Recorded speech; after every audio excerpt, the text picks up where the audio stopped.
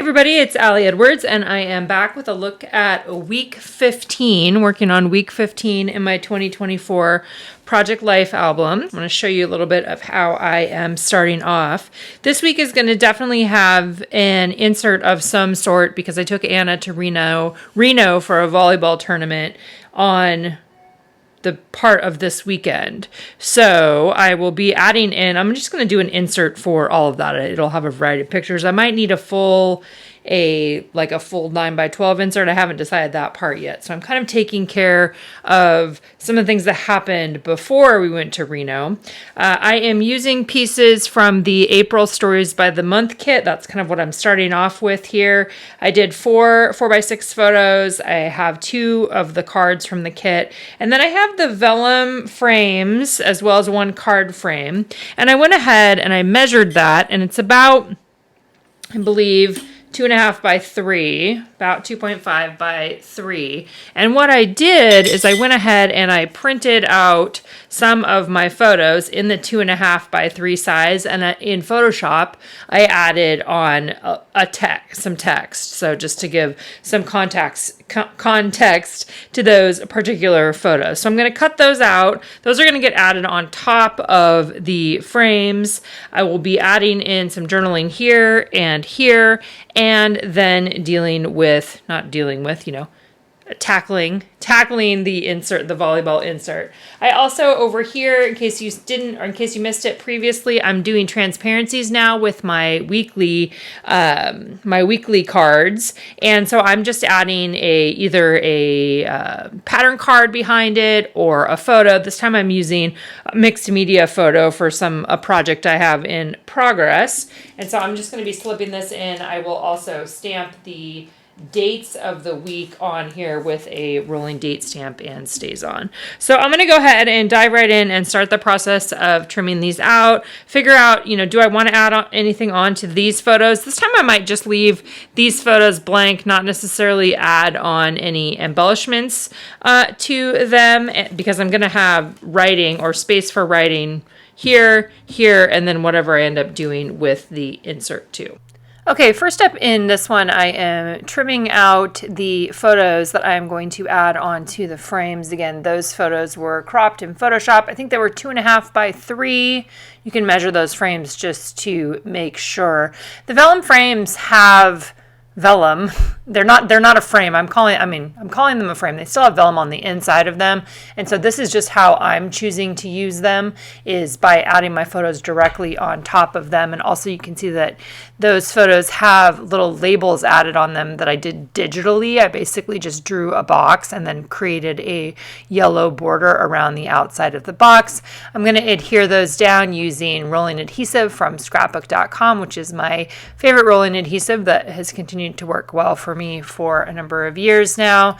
And I'm just simply adding those on, and then I will be slipping them into the pockets.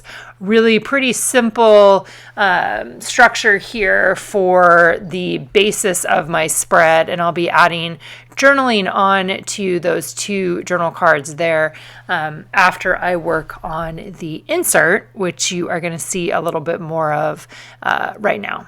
All right, I am back with a bunch of 3x3 photos that I printed out from the volleyball weekend. So I decided I was going to do one of the 3x3 page protectors. I might have too many photos. I actually didn't even count. I just kind of went in there and started trimming out or cutting out the ones that I wanted, or printing out, cropping, printing. Anyway, so I'm going to cut all of these out, and then I'm going to add them into the page protector and see if I want what kind of embellishments I want, if any, on this section. I did do one that has Reno for Far Western National Qualifier, so that gives a little bit of context of what we were doing, and then I still need to fill in my journaling. Okay, so the first thing I did was trim out all of those photos. Again, they were all 3 inches by 3 inches. And what I'm doing now is I went over to my computer and I created a 3-inch circle and then added journaling on the inside. I've done some tutorials in the past about journaling in a circle, so you can find that either on the blog or on YouTube to watch a video tutorial of that. I really like the idea of using some of the April story tags that are on the Stories by the Month sticker sheet there. And so I went ahead and added that onto the circle, and then I will be also adding that onto the journal cards. I'm also choosing to use some vellum stamped embellishments. Those are using the 6x8 Hearts stamp set. I had stamped those when I was just doing some samples, so I had them already done and cut out. I just stamped using StazOn ink directly onto vellum and then cut those out, and I'll be stapling them into the pockets. I went back to my computer and I added some additional journaling on a second 3-inch circle so that I can have those back to back and slip them right into the pockets.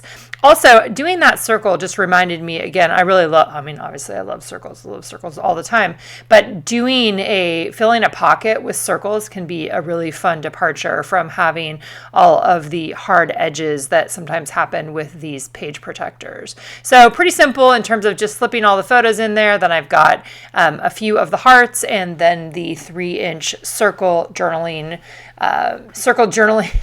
circles that were adhered back to back. The next step in the process for me was adding some handwritten journaling directly onto the 2 4x6 cards from the April Stories by the Month kit.